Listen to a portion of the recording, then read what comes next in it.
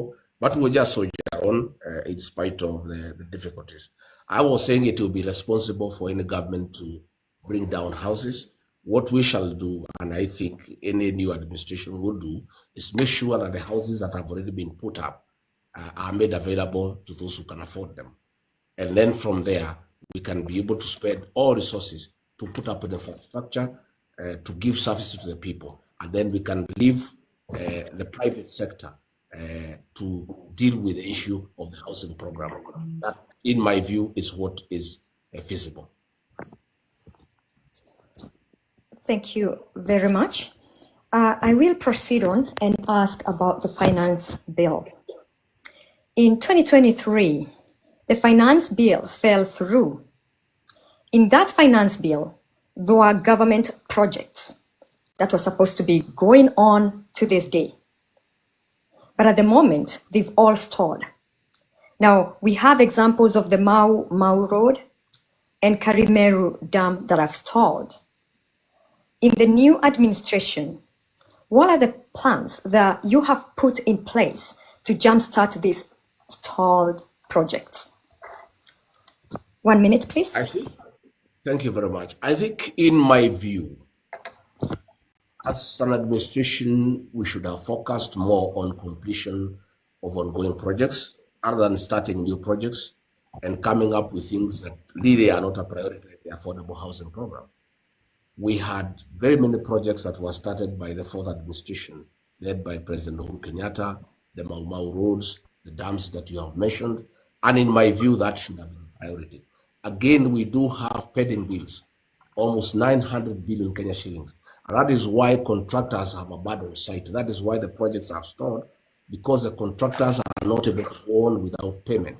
We should have given that as priority, to pay pending bills to people who have given services to government contractors who have put up projects. We pay them so that they can complete the projects. Again, you know that many people are having a lot of difficulty because of the pending bills. Many people have their homes auctioned, they have their business auctioned, and that is why, because of the absence of the 900 billion in circulation, there is no money that is circulating in the economy. So again, an administration that I will be part of would give priority to settlement of pending bills and completion of all projects that are going on before we can embark on new projects. Great. Well answered. Now, could you touch a little bit on how your government is planning on funding this project, bearing in mind that right now there is just so much taxing against a mass of people, and we are feeling the pain in every corner.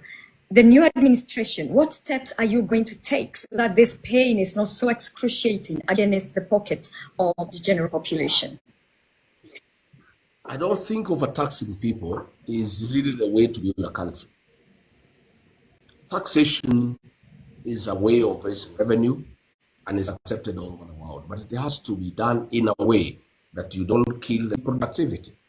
Today, if you go to the streets of Nairobi, you go to Jamakema, you go to Taveta, you go to all shops that were very busy have been shut down. In Yamakema, where goodwill was between 20 to 25 million shillings, today the shops are closed, and if you want a shop space there, you are not asked for any goodwill. You are to take this shop and pay whatever rent you are able to. We don't want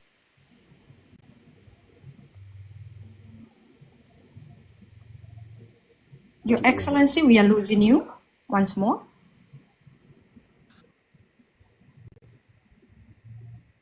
tax people. Avoid unnecessary taxation like the housing levy. That is something a new administration would have to do away with, and that will give a relief to the taxpayers, because it is not necessary. You just tax people where you need to, on things that are necessary, things that are really a priority to the people of this country. So I think we would have a responsible tax regime where you tax people for what is necessary and what is a priority.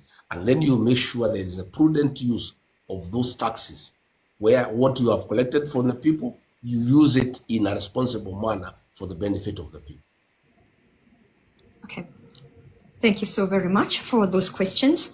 Now we are going to move on to the Labor Department. And the question for the Labor that we have for you is this. During the campaign, which you campaigned well and successfully, the youth asked the government to create jobs within Kenya, the Kenyan government, by building manufacturing units where the youths could actually work. Instead, the government chose to look for jobs out of the country in places such as the Middle East. From the feedback that we are getting from the ground, there seems to be no rules laid down on how the Kenyan citizens that go to work in the Gulf are to be treated. Neither is there a very clear way on how the people working in the Gulf can be returned home in case of emergencies. Now, this comes across as systemic human trafficking, bearing in mind that sometimes the living conditions are not that excellent for a human being. So in this case, could you please speak for this systemic human trafficking, or rather what we would call, or what comes across as modern day slavery? I am of the opinion that we need to encourage our young people to work here, first and foremost, by criminalizing enterprise. We have necessary resources here in this country. And if we allow business to thrive, our young people will gainfully employed. I agree with you. We have a program of labor migration where we are taking people to the Middle East. And as you know previously, the people who have found their ways to those countries have been mistreated, and it has not been a very rosy picture. And I am not aware of any program that has been put in place to make sure that our people don't get enslaved. I am of the opinion that we need to invest much more here in the country. We need to encourage manufacturing here in the country. We need to encourage agriculture in terms of horticulture, another agribusiness, where even our young people can be involved in agribusiness. I think we have enough resources in this country. We have enough enterprise in this country that can absorb our young people without having to send them out there. We don't mind a few people who can get work outside there, but that should not be a government policy, really.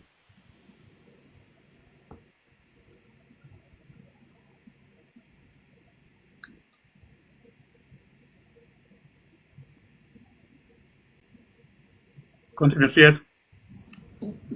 Yes, Your Excellence is talking, but I can't hear him clearly from here. He's either muted. Our government policy should It's not. Can you hear me now? Yes, I can hear you now. Go ahead.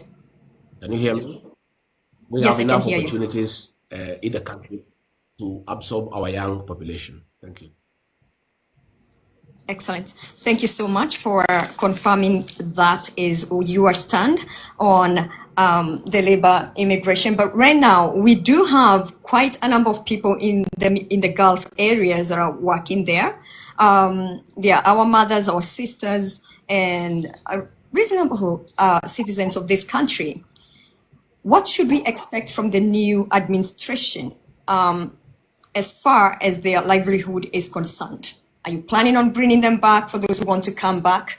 Are you planning on laying out rules